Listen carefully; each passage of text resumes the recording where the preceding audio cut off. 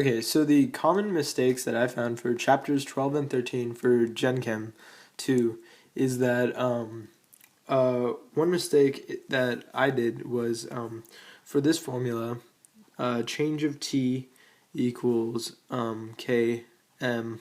K is a constant which can be K constant for boiling or K constant for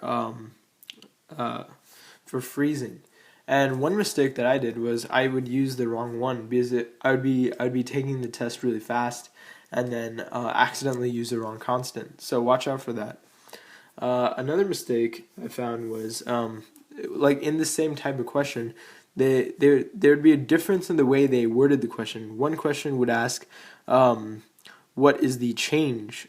So what is the change? What is the change?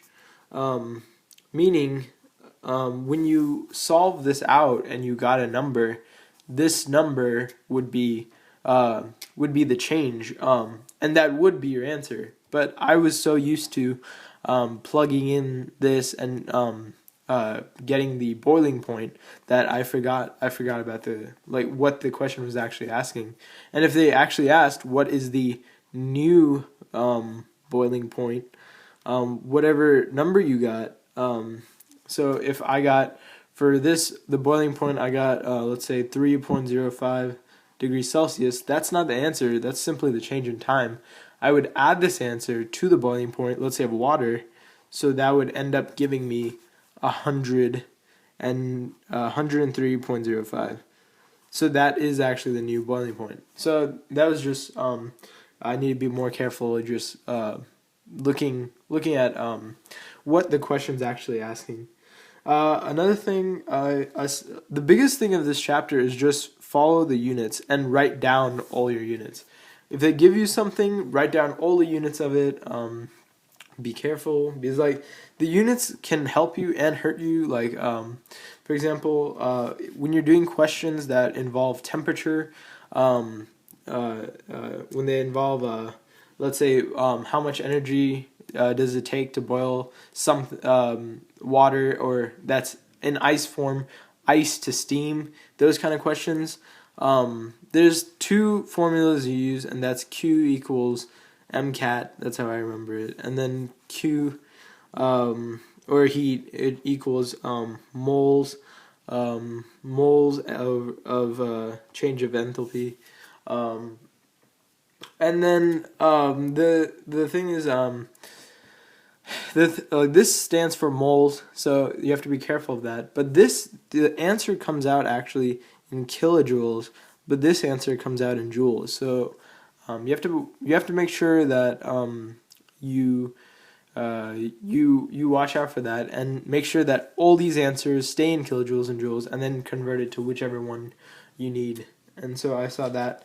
A tricky one that they do is dissociation, where they'll give you something like NaCl, and they'll ask how much do you need, and the three colligative properties are boiling point elevation and freezing point depression and osmotic pressure. Osmotic pressure. And then all three of these things, depend on how much the amount there is, and that's what colligative properties is. How many particles are there? That's a word. So NaCl actually, when it gets dissolved, it dissociates into two separate ions, meaning that whatever you had before, now you have twice as much. So if you need to raise something to 2 degrees, and it usually requires 2 grams of NaCl, well, after it dissociates, you actually only need 1 gram, because 1 gram will give you twice as much. So dissociation is another trick they try to do. So those are the main ones, but just be wary of the units. I'll just yeah, I'll just write out all the formulas like that are important to these chapters.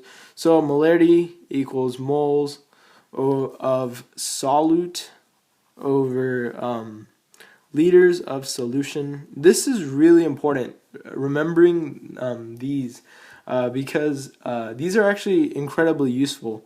Because if you don't, you'll end up questioning yourself on the test what these actually stand for, or what this is of.